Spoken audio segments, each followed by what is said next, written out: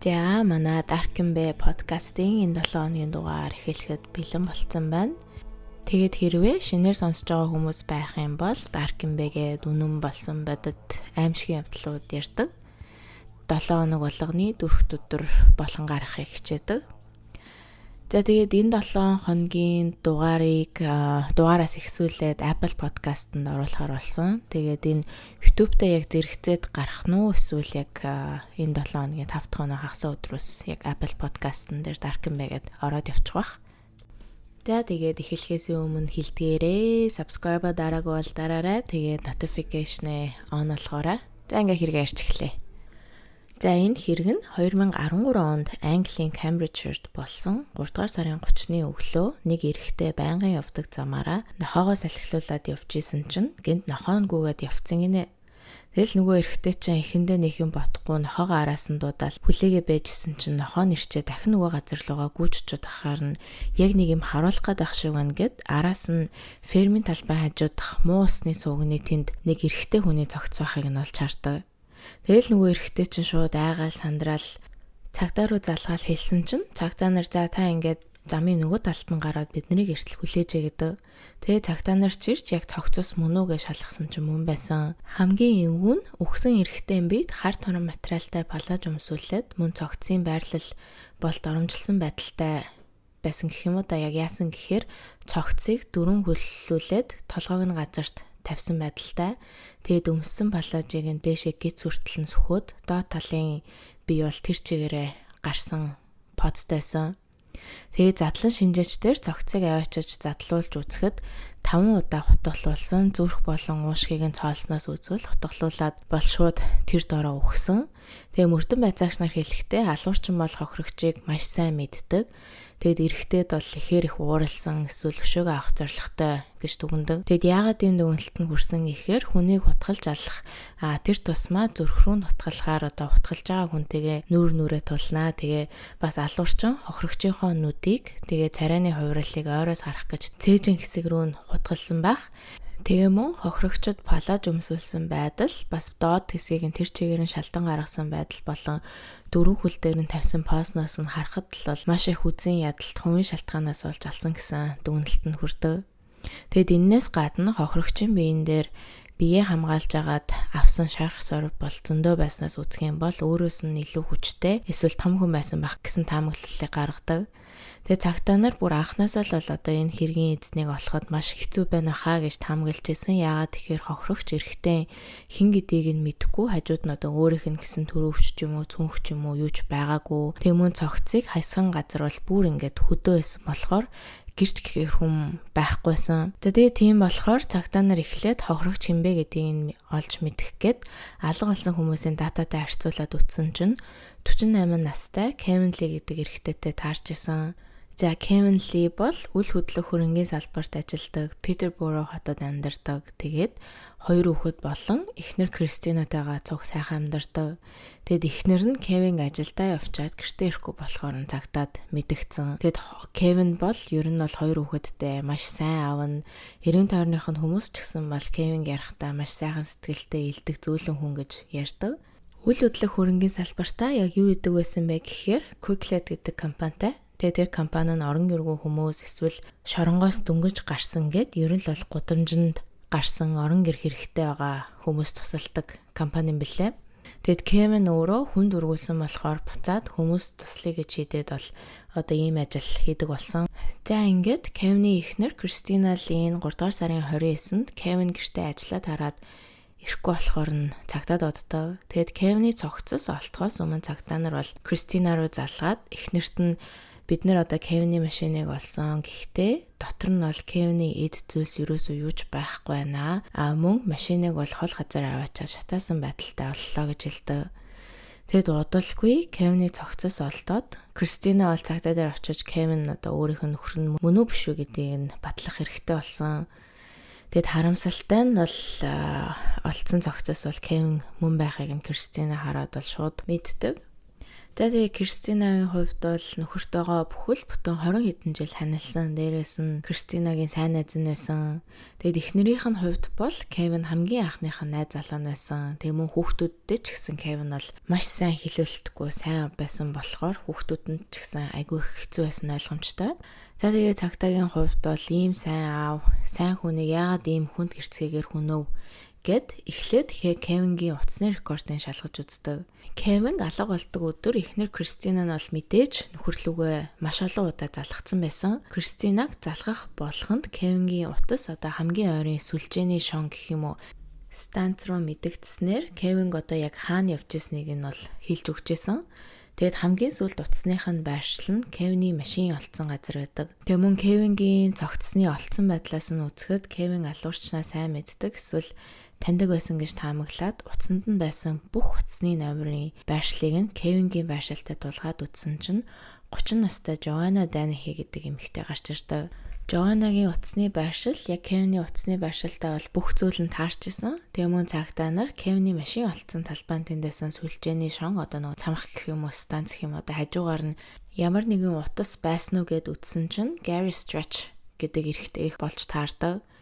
Тэгээ бүр зэлүүд тэгээ хүн бараг явдггүй газар болохоор шууд л Gary болон Joanna хэрэг толботой гэж таамаглаж исэн. Тэгээ Joanna болон Gary-гийн нэрсийг шалгаад үтсэн чинь энэ хоёр бол бүр маш аюултай хоёр хүн байсан нь бүр жоохносоо л ихсүүлээд хэрэг төөхт байнгын орооцолдож явдаг. Joanna нь бол дөнгөж хэдхэн 7 хоногийн өмнө шоронгоос суллагдсан байсан. Эхлээд цагтаа нар Joanna Gary хоёрыг Кевинтэй ер нь ямар холбоотой юм бол гэд эхлээд эхнэр Кристинагаас нь асуухаар шийдээд очиод асуусан чинь эхнэр нь болохоор Жоанна чинь нөгөө Кевингийн төрөөсөлдөг байранд нь амьдардаг байсан штэ. Тэгэд энэ хоёр хоорондоо ер нь бол ямар ч тийм хэрүүл урал байхгүй эвтэй нартай л байдаг байсан да гэдэг. Дээрээс нь Жоанна Кевингээс өрөө төрөөслөхөөс өмнө шоронгоос дөнгөж суллагдсанаа хэлсэн. Тэгэдээс ямар хэрэгээр орснооч хэлсэн гэсэн. Тэгээ Жоанна яг ямар хэрэгээр шоронд орсон гэхээр бүр өөрийнхөө төрсөн эцэг алсан хэрэгээр дөнгөж шоронд орчоод гарч ирсэн гэсэн. Тэгээд яагаад алсан гэхээр аав нь өөрийг нь хүчинсэн болохоор аавыгаа алсан. Тэгээд 8 жил шоронд суугаад гарч ирэхэд нь бол одоо ямар ч ажилд авахгүй, ямар ч хүн байраа төрөсөлгүй байсан. Тэгээд угаасаа төрөөсөн ч мөнгө байхгүй байхад нь Кевин бол Жоаннад хөлөө олтлоо үнгүй байранд байлгахаар болоод байлгаж ирсэн мөлий. За одоо яг үнгүүч гэжтэй Жоанна Кевинд хэлдэг. За би чамд ингээд түрээсээ төлөхгүй байгаа хүмүүсийг ямар ч аргаар хамаагүй гаргаад байрыг чинь суллаж өгч чаднаа гэж хэлсэн. Тэгээ Кевин бол өөрөө айгүй тийм nice хүн байсан болохоор Кевингийн байранд амьдардаг хүмүүс нь ихэнх нь одоо орон гэргүү те эсвэл дөнгөж шорон оронгоос гараад удаагүй байгаа хүмүүсийг байлгадаг байсан болохоор ихэнх нь ер нь бол байрны мөнгөө хоцроож төлдөг бараг л төлтгөө байсан. Тэгээ тэрийг нь Жоанна мэдээд Gary Stretch гээд залуутайгаа нийлээд мөнгө төлөхгүй байгаа хүмүүсийг нь айлгаж сүрдүүлж одоо гаргадаг болсон. Gary-ийн хувьд гэвэл 2 м гаруй өндөртэй, том биетэй. Тэгээд Gary-д нэг цохиулсан хүн бол одоо бараг буцаж босгүй гэмээр тийм том сүрдмэр биетэй хүн. Тэгэд ингээд энийг мэдсэн цагтаа нар шууд Жоаннагийн гэрт очиж одоо тэр үедээ Жоанна 2-3 өөр өрөө хөслөгчтэй цуг амьдардаг байсан. Тэгэд хаалган тогшсон ч одоо хинч юусаа хаалгаа онгойлгодгүй. Тэгэхээр цагтаа нар Жоанна ер нь л бол Кевин галсан гэх хамгийн том сэжигтэн болохоор шууд хаалганы өшөглөөд ордог. Тэгсэн чинь гэрт юусоо хинч байхгүй. Тэгэд арын хашаанд нь ороод үтсэн чинь цагтаа нар бол цус алсан матрасыг олдог. Тэгээ цагтаа нар дотроо бодохдоо Жоанна энэ матрасан дээр Кевин алчаад дараа нь талбай дээр очиж хайсан байх гэж бодоод матрасыг нь аваад задлан шинжлэхтэр аваачиж өгсөн чинь одоо хачирхалтай нь Кевингийн цустай ерөөсөө таардгүй. Тэгэхээр цагтаа нар Жоаннагийн өөрийнх нь цус байж магадгүйгээд цуг өрөө хөслөөд амьдарч исэн хүмүүстэй ярьж үзийгээд хоёртой нэхлээд холбогдсон чинь тэр хоёр нь бүр хэрэг гардаг үед байрандаа байгаагүйсэн, бүр ирээчгүй амьдрдаггүй байсан. Тэгэхээр нь 3 дахь өрөө хөслөгч болох John Chapman-тай бас холбогдох гээд ерөөсөө чадаагүй. Тэгээ Joanna хоёр бол цуг нэг байшинд нэг өрөө хөслөөд амьдрдаг болохоос хоорондоо ерөөсөө нэгээ сайн мэдгүй, бараг л таардгүй юм уу та байсан. За тэгээ цагтаа нар John руу залгаад үцгээд утсан холбогдохгүй хаана байгаа гэж мэддэхгүй байсан. Тэгэхээр нь цагтаа нар таамаглахтаа болохоор Gary, Joanna хоёр Kevin галчаад яг цухтаагаад явж байгаа хаа. Тэгээ John Chapman бол энэ хэрэгт яг ямар нэгэн байдлаар холбогдсон бас байх магадaltaй ах гэж таамагладаг. За ингээд энэ хэргийг цаашаага ярихаас өмнө Joanna-гийн талаар жоохон ярихад Joanna Christine Donahue 1982 оны 8 дугаар сард St. Albans, Hertfordshire төрсөн. Дараа нь Harpenden гэдэг жижигхэн хот руу Joanna-гийн гэрийнхэн нүдэг. Тэгээ Joanna нь ээж Kathleen болон аав Kevin дээр өссөн. Ингээл нэгэн дундаж амьдралтай айл. Тэгэд аав нь хамгаалалтын албанд ажилладаг, ээж нь дэлгүүрт ажилладаг. Тэгэд ээж нь Joanna-г хоёртой байхад Maria гэдэг дахин нэгэн хөрх охинтой болсон. Тэгэд ээжийнх нь хэлснээр Joanna-гийн хүүхэд насных нь хувьд гэвэл энгийн аз жаргалтай л өссөн. Тэгтээ Joanna бол ер нь л их эмзэг мэдрэмтгий охин байсан. Тэгээд ээжээсээ ерөөсөө салтгүй, ер нь л бол айгүй хөрх ааштай. Тэгээд өт ч юм уу аалцсан дээр хишигч хэрэг ингээд айгүй их сэтгэлээр унаад баг уулах шахуу болдог. Ер нь л бол бүх юмд л хайртай охин байсан гэсэн. Тэгээд баг болон дунд сургуульд Joanna ороод маш онцордог, мөн зөндөө олон сайн найзуудтай болсон. Тэгээ багш нар нь ч гэсэн Joanna-гийн талаар бол маш их ам сайтай байдаг. Тэгсэн ч Joanna ахлах сургуульд ороод өсвөр наснд хүрээд бүр шал өөр хүн шиг болдог. Гинтл зан ааш нь өөрчлөгдөж гадуур тэнж хичээлээ таслаал. Тэгээл найзуудтайгаа нийлж архиуж харт амиг татдаг болсон. Бүр сургууль дээрээ ч хүртэл цүнхэндээ архи нууцаараасаа оруулж ирээд сургууль дээрээ уудаг, согтуу явдаг болсон. Дэлгүүрээс болон халаасны хулгай хийж цагтад бол маш олон удаа баригдчихсэн. Тэгэд хаяа хичээлдээ л явдаг. Тэнгүүт нь ангийнхан болон найз нар нь Joanna-гийн талаар бол бүгд өөр зүйл яриадсан.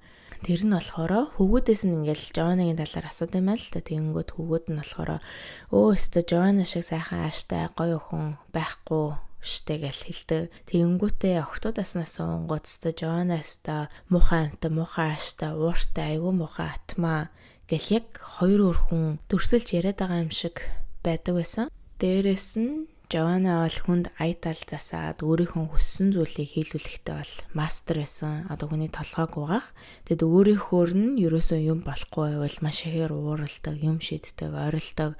Тэгэл орилоо олчих ёстой явж өөрийгөө аал хүсэх юм бол би чамд туслаад алаад өгөх үү энэ гэл хүнийг үгээр иддэг. Тэгснээ ингэж амар ууралчвал 10 минутын дараас та юу ч болоогүй юм шиг зөв зүгээр энийг л яваад идэг. Тэгэд иймэрхүү зангаа ихэвчлэн гэр бүлийнхэндээ болон найз нартай гаргадаг байсан.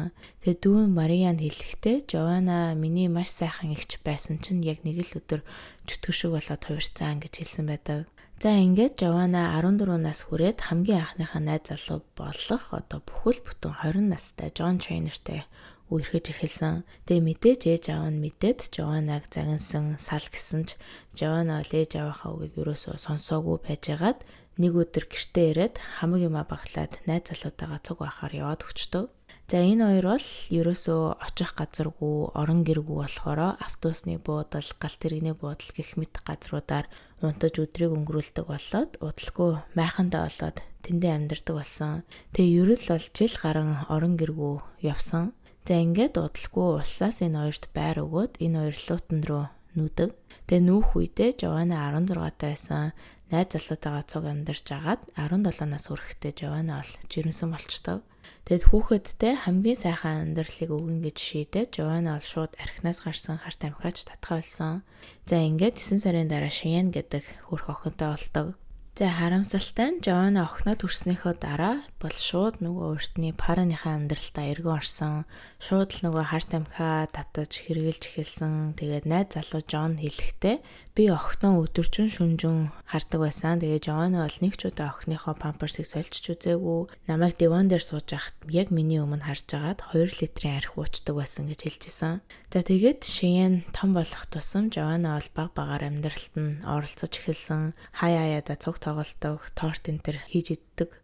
Cheyenne-ийг дөнгөж 2-3 настай байхад нь Joanna бол охиндоо яг яаж бүх барилдах уу, барыг яаж зодтолдох уу гэх юм уу да. Тиймэрхүү арга барилуудыг хүртэл зааж өгдөг байсан. Тэгээ бүр дараа нь Cheyenne том болоод хэлэхтэй болохоор миний ээж бол ер нь миний амьдрал ерөөсө бараг байгаагүй. Тэгээ байнгын пар идэж хэдэн өдрөөр гэртээ ирдэг байсан. Цуг байсан гэсэн хитгэн дурсамжаас өөр юм байхгүй гэж хэлсэн.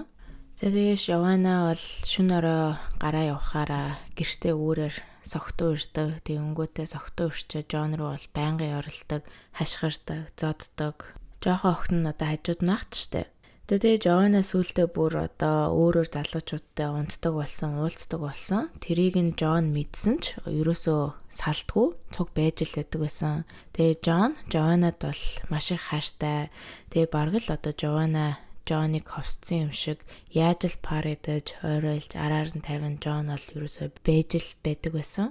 Тэгээд ихэндээ Жон тэсэж байгаа сүүлдээ Жоанна бүр илүү их араар нь тавих тусам Жоанна хүндлэхээ болж тэсгээ болоод энэ хоёр 5 жилийн дараа салцгаадаг.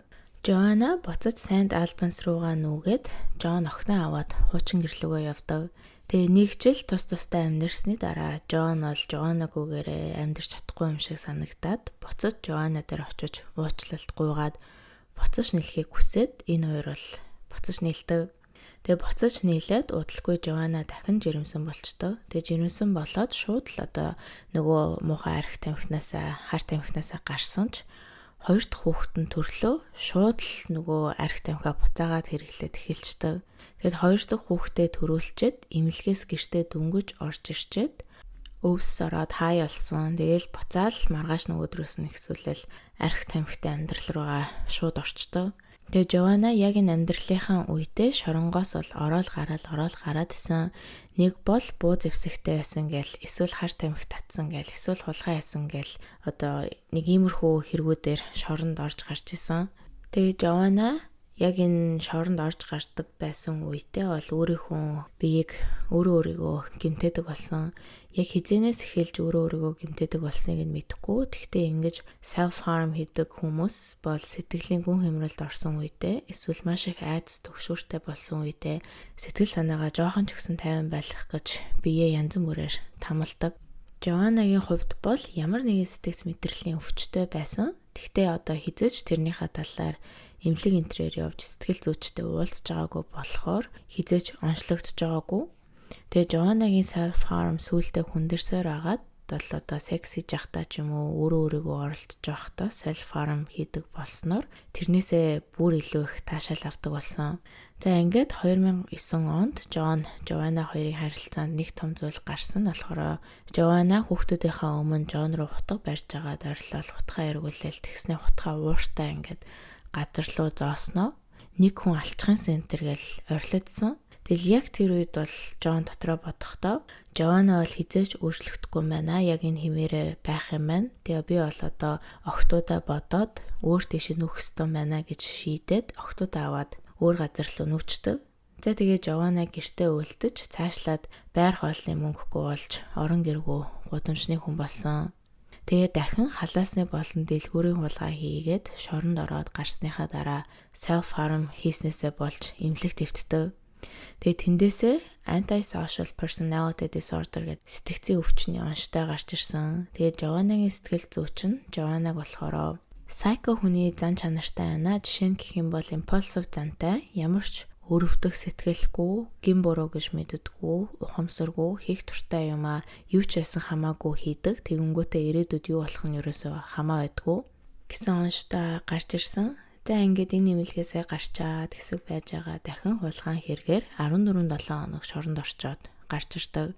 За ингэж гарч ирснийхаа дараа улсаас Кевин Литэй холбож өгч Кевин Жоаннад бол үнэгүй байрыг хүслүүлсэн. Жоанна Кевинд өөрийнх нь аав нь өөрийг нь хүчинсэн болохоор аавыгаа алаад шоронд орсон гэж хэлсэн шүү дээ. Тэгээд энэ болохоор худлаа болчихж байгаа. Ягаад худлаа хэлсэн гэхээр Жоанна жоохон хямдхан үнээр өрөө хөслөх гээд Кевинд ингэж худлаа ирсэн. Тэгээ Кевин Жоаннаг бол маш ихээр өрөвдөжсэн гэх юм уу да. Тэгээд тийм байсан болохоор үнэгүй байр өгсөн, мөнгө өгдөг байсан, хаяа хоол хүнс гих мэтийн зүйлийг авч өгдөг. Дээрээс нь бас бэлэг сэлтэн төр хүртэл авч өгчээсэн. Тэгэнгүүт нь Жоанна дотроо одоо байртай болчлоо, мөнгөтэй болцсон юм чинь сэтгцийнхаа өвчин дуудаг имээ ууха болээ гэж хэдэд ууха болчтой. Тэгэд ер нь бол Жоаннагийн өргөн тойронд байсан хүмүүсийн дунд цуу яриа гарсан нь болохоор Кевин Жоаннатай харилцаатай болж исэн гэж таамаглаж исэн. Тэгээ яагаад гэхээр одоо зөндөө бэлгэсэлт өгдөг. Тэгээ бүр машин хүртэл авч өгч исэн болохоор ийм яриа гарсан. Тэгэд энэ яриа ч гэсэн сүултээ явсаар үнэн болж таардаг. Тэгэд Кевин найз нартаа болохоор Жоаннатай мессеж бичиж байгаа. Тэгээд бид хоёр ихэнхдээ сексийн талаар ярилцдаг. Тэгээд Жоанна надад нэг удаа надад палаж өмсүүлээд намайг хүчнэмээр байна гэж хэлжсэн гэж хүртэл найзтай хэлсэн. Тэгэнгүүт нь одоо Кевингийн найз нь асуув шүү дээ. Одоо юу яриад байгаа юм бэ? Солиотой энтер гэл тэгэнгүүт Кевин өдөөс нь надад ч гэсэн те энэ Жоанагийн сексийн талаарх үзэл бодол нь айгүй гачирхалтай, сонин санагтаад байна. Тийм болохоор би цаашдаа уулзмаар байна гэж найз нартаа хэлсэн.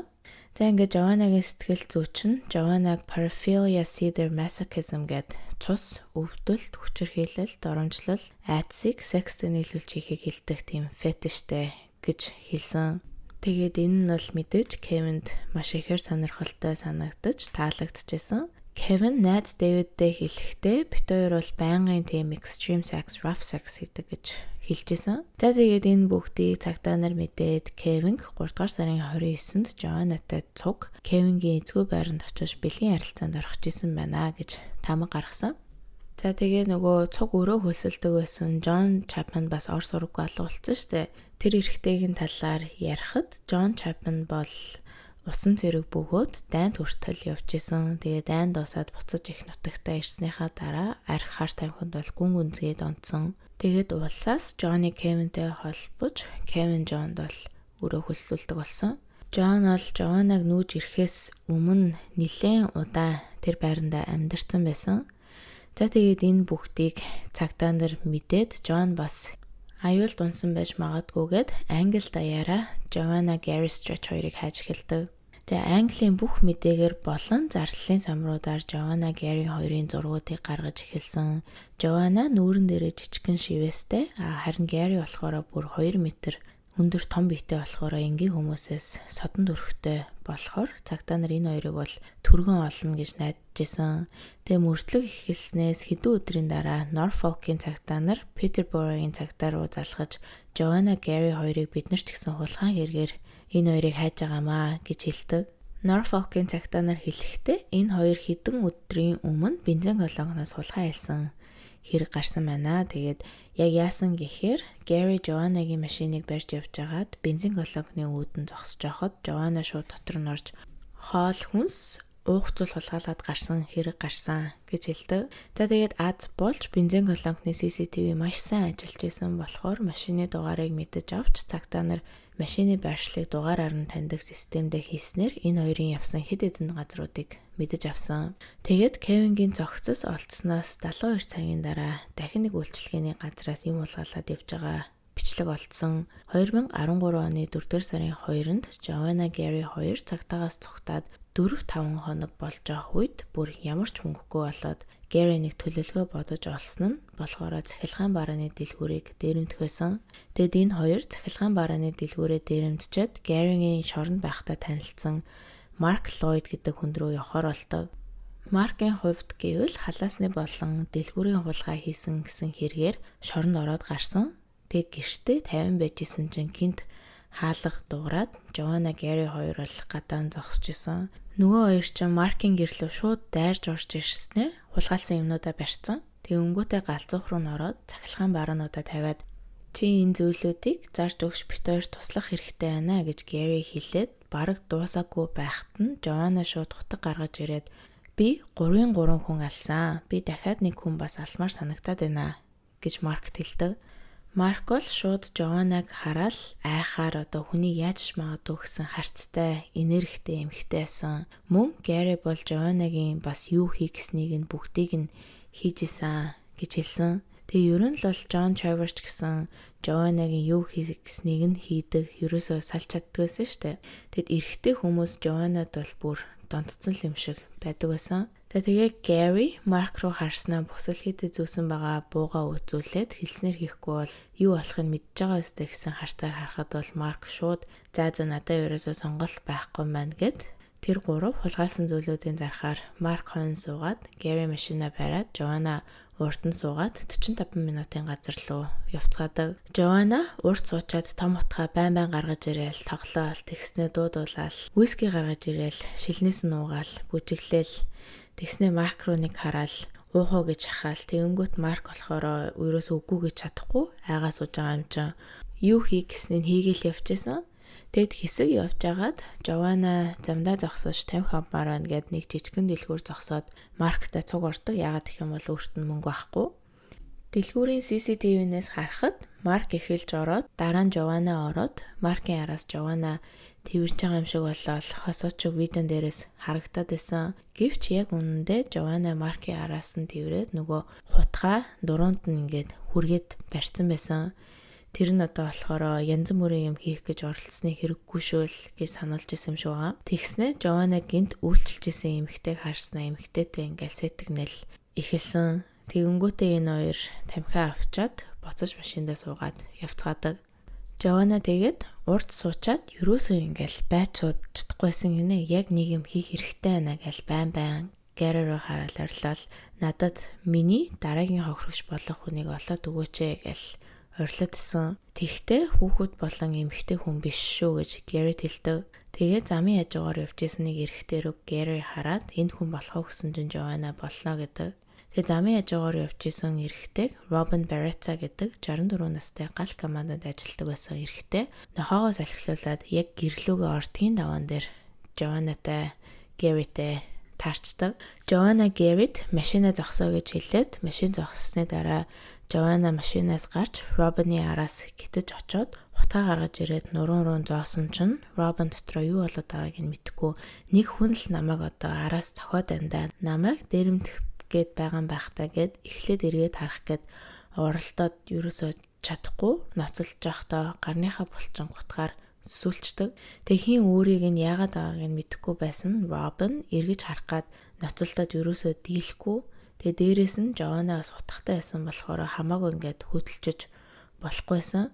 Тэгээ ингээд ноцолж байгаа хооронд нь Жована дахин Робины мөр болон хүзүү хэсэг рүү нутгалснаар Робин ухаан алдаад унцдаг. Энэ хооронд машин дотор Гэри Марк хоёр Жованагийн юу хийж байгааг хараа сууж байгаа шүү дээ. Тэгээ Гэри бол ерөөсөө угаасаа тоохгүй ингэжлээдин гэсэн шиг бараг л кино үзэж байгаа юм шиг хэвнийг хараа сууж исэн. Харин Марк болохоор дотроо ингээл сандраал хүүшээ болооч очиж туслахгүй мó яаж ингэж болд юм бэ гэсэн чинь Гэри машин дотроосоо хаалгаад өгчээд Марк руу хараад юу ч битгий хий гэж хэлсэн. Тэгээд Робиныг ухаан алдсан хойгоор Жована буцаж машиндаа суугаад Гэригийн хацрыг нь үнсээд анхны явжсэн газар руугаа явцгаасан.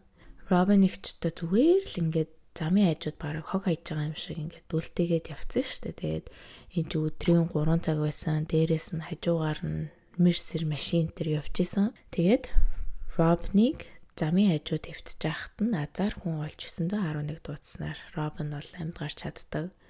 Тэг хэрвээ цагтаа амжиж дуудаг байсан бол Робины шарах бүр айгүй хүнд байсан болохоор өөхөг байсан гэсэн. За тэгээд Жована машиндаа буцаж орж суусныхаа дараа 5 минутын дараа дахин дараагийнхаа хохирогчоо хайж эхэлсэн. Тэгээ Гэри болохоор энэ Hereford гэдэг газрыг маш сайн мэдчихсэн. Яагаад тэгэхээр багтаа энэ газарт имэдэг өссөн болохоор одоо хаана хүн багтай, хаана нохоогоо салхилуулад, хаана хүмүүс нохоо салхилуулад явж байгаа газрын тэрийг бол бүгдийг нь мэдчихсэн.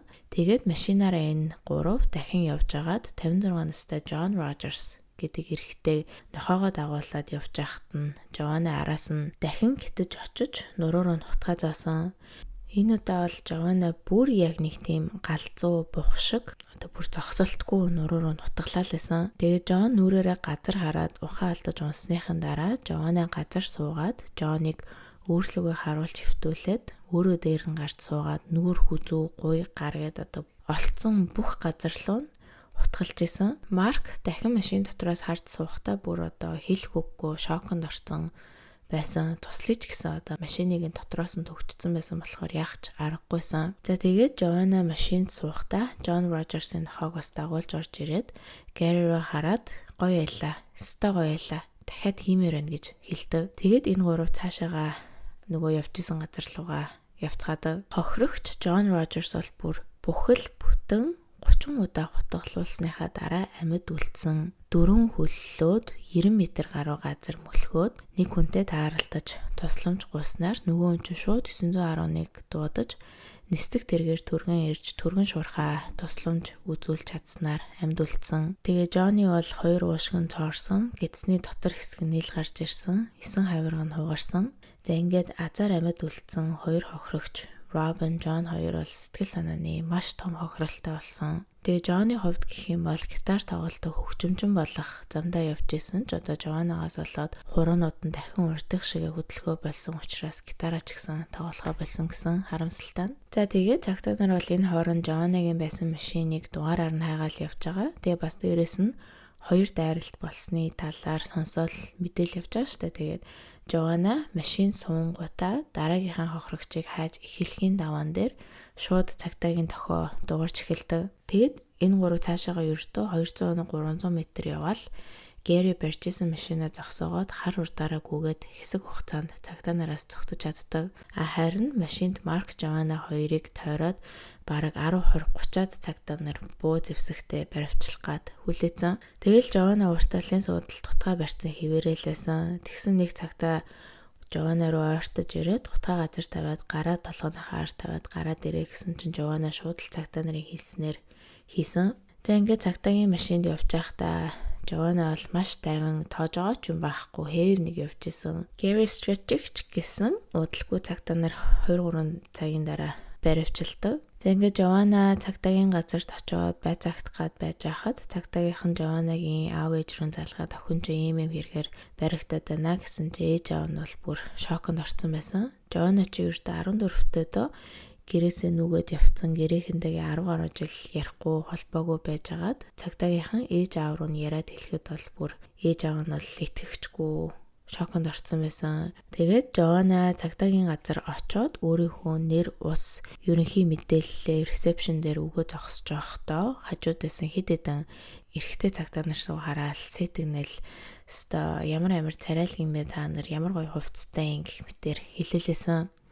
Тэгснэ ерөнхий мэдээлэлээ хэлж дууссныхаа дараа байцаалтын өрөөрөө явж явах хоорондоо чангаар дуудуулаад ер нь л бол үнэн аз жаргалтай явж исэн. За ингээд 2013 оны 4-р сарын 3-нд Peterborough-гийн цагтаагийн газарт дахин нэг эрэгтэй цогцос Kevin Lee-гийн цогцсноос 10 майл буюу 16 км-ийн зайтай олдлоо гэсэн дуудлага ирдэг. Тэгээд дуудлагыг авсан цагтаа бусад цагтаа нартай хэлээл яг хэргийн газар руу явах гэсэн чинь дахин утас дуурайд нөгөө цагтаа чинь утсаа авсан чинь утасны цаадах оператор нь өгсөн хүнээ би олцсон дуудлага авсан уу гэсэн чинь цагтаа авсан яг одоо явах гэж байна гэсэн чинь оператор 2-2 цогц байгаа юм байна штэ хүн хүчээ сайн авч яваарай гэж хэлэх гэсэн гэдэг. Тэгэнгүүт л нөгөө цагтаа нар ч одоо дотроо юу илээ цуг өрөө хөсөлж исэн John Chapman-ыг л хайжсэн чинь бас дахин нэг эрэхтэй гараад ирлээгээд хэргийн газар руу очисон чинь эхний цогцос бол John Chapman байсан. John цээжиндээ 5 удаа хутгалуулж өгсөн, зүрх рүүгээ 2 удаа хутгалуулсан мөн хүзүүнийхээ нартерийн судсыг яг онож хутгалсан. За 2 дахь цогцос мөн эхнийхтэй яг адилхан гэмтэлтэй зүрх рүүгээ хутгалуулснаас олж өгсөн. Тэгэд ямар ч л байсан 2 дахь эрэхтэйг цагтаагийнхан бол яг яаж 2 дахь эрэхтэй хэм бэ гэдгийг таньсныг мэдэхгүй. Ямар ч л байсан 2 дахь эрэхтэйг Lucas Slazobevsky гэдэг Польшоос ирсэн 31 настай эрэхтэйсэн. Тэгээд нас бараад 2-7 хонжоо гэхээр Joanna-гийн хамгийн анхны алсан эрэхтэй байсан. Lucas ганцаараа Peterborough-д амьдардаг байсан болохоор гэрийнх нь ерөөсөө алга болсон ч гэдгийг мэдэхгүй болохоор алга болсон гэж ерөөсөө цагтаад бүртгүүлээг байсан. Найзууд нь ч гэсэн ерөөсөө нэг тийм ихэнх гэмт хэрэгтэй хүмүүс байсан болохоор Lucas-ыг алга болсныг нь ч бараг мдээгүй, тоогоочгүй байсан. За Lucas-ийн хувьд гэвэл Lucas Англи руу 2005 онд нүүж ирсэн. Гэрийнх нь англиар нэг тархаж амьдраад Lucas өөрөө Peterborough-д амьдрахаар шийдээд үлдсэн ч одоо орон гэргүй мөнгөгүй болохоор нэг улсаас өгсөн байранд амьдрал нэг гудамжинд амьдарч цагийн өнгөрүүлдэг байсан. Lucas ч гэсэн маш их архиуж хар тамхинд орсон учраас Joanna-тай таарч тохирдог байсан. Тэгээд Lucas Peterborough хоттой орон гэргүй хүмүүст хоол өгдөг газарт ажилладаг байсан үедээ Joanna-тай танилцаж, Joanna ч гэсэн Lucas-тай сэтгэнэж эхлээд энэ хоёр бол үерхэж уулзаж эхэлдэг болсон. Тэгээд Lucas шууд л одоо Joanna-тай ярилцсан цагаасаа эхлээд дурлаж хайртай болсон гэсэн. Тэгээд Joanna эрэгтэй хүмүүсийг өөртөө татах одоо юр бүсийн гэмээр хүчтэйсэн гэх юм уу та. Lucas Joanna-тай уулзаад хэдэн өдрийн дараа нэг найз руугаа бичсэн мессеж нь болохоор амьдралчтай сайхан шүү гэж бичсэн байсан. Тэгээд Joanna бол тэр үедээ Lucas-аас өөр зөндөө хүмүүстэй уулзаал үерхэл явж байхад Лукаст бол ганцхан Жоанна л байсан. Лукасын хамгийн сүүлд амьд байсан өдөр нь гэх юм бол 3 дугаар сарын 19 байсан. Тэгээ тэр өдөр Лукас 1 цагийн үед ATM-ний машинаас бэлэн мөнгө аваад Кевин Лигийн байшинд уулзахаар болдог. Тэгээд энэ хоёр шууд уулзсангуудаа архиуж эхлээд нэлээд хэдэн цаг өнгөрсний дараа Жоанна Лукаст хоёулаа тоглоё гэж хэлээд Лукасын нүдийг таглаж агаад 0 оруулаад дараа нь Жоанна 0 руу орж ирээд утгаа гаргаж ирээд шууд цээж рүү хэд удаа хутгалсан. Лукас тэрийг мэдээд шууд 0-оос эхлээ зүхтааж чадаад том руу орсон чинь Жоанна араас нь гүйцэж ирээд шууд дахин хэд удаа хутгалснаар Лукаснаас орсон. Тэгээ Жоанна хамгийн ихнийхээ аллагыг хийчээд Сандрад одоо айгаад яхаа мэдэхгүй сууж байхдаа Гэри стретч руу залгадаг.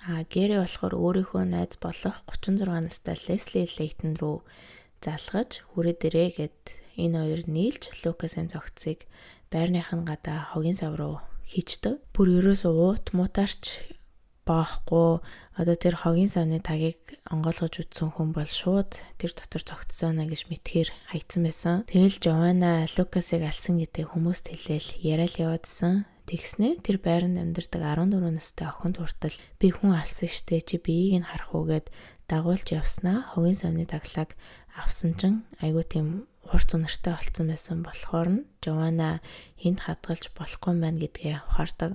Тэр охин ч гэсэн ерөөсөө цогцыг харчаа цагтаа дээр очиж хэлээгүй өөрөө хүртэл шоконд орсон байсан баг. Тэгээ тэр оройноо Жоанна дахин Гэри рүү залгаж тэр хоёр Лукасын цогцыг Жоаннагийн машинд хийгээд муу усны суваг одоогийн цагдаа нарын олсон газарт авчиж хайсан. Тэгээд энэс 10 хоногийн дараа Жоанна Джон Чапмантай цуг ууж исэн. Тэгээд Джон Чапман бол маш гүн гүнзгий ярхинд орсон байсан болохоор тэр өдөр бас л их дэндүү уугаад өрөөнд ороод тасарсан байхад нь Жоанна өрөөнд нь орж ирээд унтчихсэн Джон Чапманыг хэд удаа хутгалж алсан. Тэгээд маргааш өглөөний 6 цаг 30 минутын үед Жоанна дахин Гэри стретч руу залгаж Джон Чапманы утаснаас бүр залгаж яана би дахиад хүн алчлаа гэж хэлдэг. Тэгээ Гэри өөрийн найз болох нөгөө Леслигээ дахиад цуг дагуулж ирээд Жоаннагийн байгаа газар төрч энэ гурав Гэригийн найз болох Роберт Морийн гэрт нь очиж нэг том тор аваад буцаж Жоаннагийн гэрт ирж Джон Чапманыг том тороор ороогоод буцаж гарч машинд хийгээд Лукасын байгаа цогцсны газар хажууд нь авчиж тавьсан. Цагдаа нар Джон Чапманыг Жоанна бол уртаас төлөвлөж алсан гэсэн таамаг гаргасан. Яагаад тэгэхээр энэ хоёр ер нь бие биедээ дургу Жоаннаг галзуу өхөн гэж хэлдэг. Тэгээл Жоанна ч гэсэн Джоныг би чамайг ямар ч аргаар хамаагүй энэ байрнаас хөөж гаргана гэж хэлдэг. Тэгээ Жоаннагийн бас нэг хэлсэн юм нь гэвэл Джон намайг усанд орж явахт орж ирээд миний нүцгэн бие рүү ширтээд байсан гэж хэлдэг. Тэрийн дараа цагтаа нар шалгахад бол Жоанна худлаа ирсэн гэдгийг тогтоогдсон. Джон Чапманы биеийг нуусан оройноо дахин хүн алмаар санагдаж Жоанна одоо Кевин Ли рүү залгаж хоёлаа уулзаж унтах уу гэсэнд Кевин ч гэсэн зөвшөөрсөн. Тэгээ Кевин Жоаннад нэг хар торгон болгож авсан байсан байна л да. Тэгээ тэрийг ч гэсэн үгүй гэж бодож исэн болохоро Жоанна Кевин рүү залгаж уулзах уу гэхэд нь бол баяртайсан. Тэгээ Кевиний цогцос 4 хөл дээрээ байрлаад хар палаж өмсүүлцээ олцсон байсан шүү дээ. Тэр нь болохоор Кевин Жоаннад өгөх гэж авсан хар палаж нээсэн. За тэгээ тэр оройноо энэ хоёр уулзаад Жоанна Кевинд наад хар палаж өмсөд үзэж гэл секс хийхээ өмнө хэлээл Кевин ч гэсэн өмсөж одоо дөнгөж дуусуугүй юу Жоанна хутгаа бариад Кевиний цээж рүү зүрх рүү 5 удаа хутгалаад үхснийхэн дараа Гэри рүү залгаад өөр муу усны суг руу аваачиж хайсан. Нөгөө хоёр цогцсноос 16 км-ийн зайтай авчиж хайсан. Тэгчээд Гэри Жоанна хоёр Кевиний машин дээр очиж машиныг эзгүй талбай дээр аваачиж шатааж хайсан. Дараа нь энэ хоёр хайчгаа мэдгүй нөгөө мотор авсан Гэригийн найз Роберт дээр очиж Жоаннагийн яаж хүн алсан, яаж аваачиж хайсан гэдээ одоо бүх зүйлээ ярьцдаг. Тэгээ Жоанна бол Робертод бол итгэжсэн. Тэгээ яагаад гэвэл ойлгомжтой Роберт Жоаннад хайртайсан болохоор тэг мэдгүй яагаад ингэж ийм олон эрэгтэй хүмүүс Жоаннад бүр ингэж ингэтлээ дурлаад хайртай туртай гэдээ мэдгүй. За ингэчээд энэ хоёр Робертийн нэг хонжоод 10 хоног цагтаагаас зүхтаад цагтаад баригдсан тэр. За ингээд 2013 оны 11-р сард Жоаннагийн шүүх хурал болж 3 хүний амьд хүрсэн, 2 хүний амьд хүрэх гэж оролцсон гэж шүүх эхэлдэг. Уг нь Жоанна бол эхлээд өөрийгөө буруугүй гэж шүүхтэн гэд өмгөөлөгч энтертэй хэлэлсэн байл та. Тэгэнгүүтээ яг шүүх болдог өдөр шүүгч буруутай үгүй юу гэд асуусан чинь Жоанна бол буруутай гэд бүх хэрэгээ хүлээдэг. За ингээд 2014 оны 2 дугаар сард Жоаннагийн шүүх хурал дуусаж Жоаннаг насаар нь хорих ялыг өгсөн. Одоо энэ бол бүр дахиж хизээч гарахгүйгээр тэнсэнгүйгээр өгсөн. За Gary Stretched бас буруутай гэж насаар нь хорих ялыг 19 жилийн тэнцэндээ өгсөн. Нөгөө Gary-гийн найз туслаад яваадсан Leslie Layton-д цогцос нуухад тусалсан хэрэгээр 14 жилийн ялыг өгсөн. Тэгээ Leslie өөрийгөө өмөрөхдөө Leslie нөгөө John Chapman-ы цогцсны зургийг утсан дээр авцсан байна л та. Тэгээд тэрийгэ болохоро Joanna авсан гэл. Тэнгүүтээ нэг болохоро би өөрөө авсан юм аа. Яагаад гэх юм бол Joanna-аас айгаад хэрвээ үгүй гэх юм бол намайг алах юм шиг санагтаад гэж хэлсэн. Тэрэнд бол ерөөсөө шүүхийн бүрэлдэхүүн нэгэнч итгээгүй.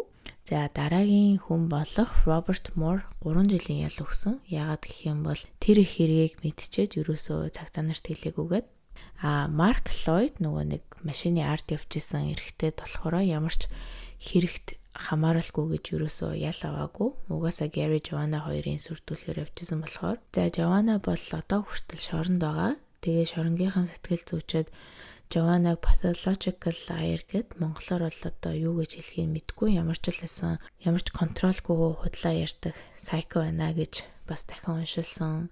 Тэгээд Joanna-гийн ээж нь хүртэл хэлэхдээ энэ дэлхий Joanna-гүйгээр сайхан газар гэж хэлсэн. Joanna бол шоронд орсныхаа дараа ч гэсэн одоо хэрэгтэй хөвгт орж исэн. Шоронгийнх нь харуул нэг удаа Joanna-гийн шоронгоос орох төлөвлөгөөг цаасан дээр бичсэн байхад нь олсон. Тэгээ тэр төлөвлөгөөндөө болохоор Joanna ямар ч л байсан нэг шоронгийн харуулыг алаад хурууг нь таслаа, тэр хуруугаар нь шоронгийн хаалгануудыг онгойлгоо зүхтнаа гэсэн байсан. Тэгээ тэрийг нь харуулна мэдээд Joanna бол мэдээж шийтгэхэд solitary confinement гэд ганцаарнгийн шоронд хордог одоо тусгай өрөөнд бүхэл бүтэн 2 жил хорсон. Тэгээ Joanna гарч ирчээд шоронгоо хүний эрхийг зөрчсөн гэж шүүхээр заалтах гэж оролцсон. Тэгээ ол энэ бол мэдээж бүтлгүүцсэн. Одоо яаж утгаараа хүний эрхийг зөрчсөн гэж хэлсэн өөр алуурчин юм бижиж. За тэгээ бас шоронд байхдаа Gary-гийн экс найз охин руу яг үндэ Leslie John Chapman-ыг алсан гэсэн захиа хүртэл явуулсан. Тэгээд яагаад James энэ захиа явуулсныг нь бол мэдгүй. Тэгээд Joanna шоронд орчоод хэд хэдэн найз охинтой болсон. Эхнийх нь 28 настай Emma Aitken гээд охин. Тэгээд Emma шоронд аав ахтайгаа нийлж нэг эрэгтэйг алчаад гудамжинчтайсан хэрэгээр орсон. Тэгээд энэ хоёр 2018 онд шорондоо уулзаад 2 жил үерхэд Joanna өөр шорон руу шилжихэд бол салсан. Тэгээ шоронд байхдаа цуг ингээл тоортмор тийж мэгэл бибидэ жижигэн бэлгэсэлт өгдөг айгуу тийм хөөрхөн хосууд гэж шоронгийн хоригдлууд нь хэлсэн билээ. За энэний дараа Joanna өөр нэгэн шоронд руу шилжсэн. Тэгээ дараагийн найз охин болох Hailey Palmer-тай уулзаж үерхэж эхэлсэн. Тэгээд Hailey шоронд буу зэвсэг барьж хулгай хийсэн гэсэн хэрэгээр 14 жилийн ялтай шоронд орж ирсэн. Тэгээ энэ хоёр бол бие биендээ маш сайнаар нөлөөлдөг байсан гэж эргэн тойрных нь хэлдэг. Тэгээд Hailey Joanna-г ингээл ийм ч юм хийж болохгүй, тийм ч юм хийж болохгүй гэл хэлэнгөө Joanna тэрийг нь ерөөсөө хийдгүү. Одоо хийдгүү гэдэг нь задон зохион муу муухай юм хийдгүйсэн гэх юм уу та шорон дотроо. Тэгээ цуг байжгаад удалгүй байхдаа энэ хоёр зүгтээ амиа орлох гэж үзсэн нь шоронгийн нэг өрөөний хоёр цусан талаа олцсон хэвтэж яхад нь харуулууд эмчийн өрөөнд аваачснаар аврагдсан. Энэний дараа Joanna дахин ганцаараа байхдаа өөрийгөө алах гэж оролдоод бас дахин аврагдсан. Hailey Palmer-ийн хувьд гэх юм бол 2021 онд суллагдсан. Тэгээ суллагчаад шоронд байгаа Joanna-тай яаж гэрэлтэй батлуулж болох вэ гэд хуульч хөцөлтөд явж байгаа гэсэн. Joanna-гийн том охин Shane бол маш сайн явж байгаа. Тэгээд ээжийнхэн хийсэн гэмт хэргийг 13 настай байхдаа мэдсэн. Тэгээд одоо бол 20-21 настай. Тэгээд ээжийнхэн гэмт хэргийн талаар хэлэхдээ манай ээж шорондоо хүүхэдлээ байх хэрэгтэй. Тэгээд хохирогчдын ар гэрт хүлцэл өчөө ямар их сэтгэл санааны хохирол гарч учирсан бол гэж хэлсэн билээ. За тэгээд миний энэ хэрэг дээр олж чадсан бүх мэдээлэл нэг иймэрхүү байна. Тэгээ би зарим сонин сэтгүүл дээрээс уншиж байхад бол Жована багтаа нэг эрэгтэй хүнд хүчирхийлүүлж исэн болохоор гинт ингээд ааш зан өөрчлөгдсөн. Тэгээд эрэгтэй хүмүүсийг алдаг байсан байх гэсэн таамагч гаргасан мэлээ. Эсвэл зарим нь болохоор зүгээр л нэг угаасаа Жована чинь psychopath болохоор хүмүүсийг хайр найргүй ингэж алдаг гэсэн таамаг гаргасан мэлээ. Тэгээ та нараас юу гэж бодож ин доор комментэнд үлдээгээрэй. За тэгээ дараа 7 өдрийнхөө дугаар хүртэл түр баяртай.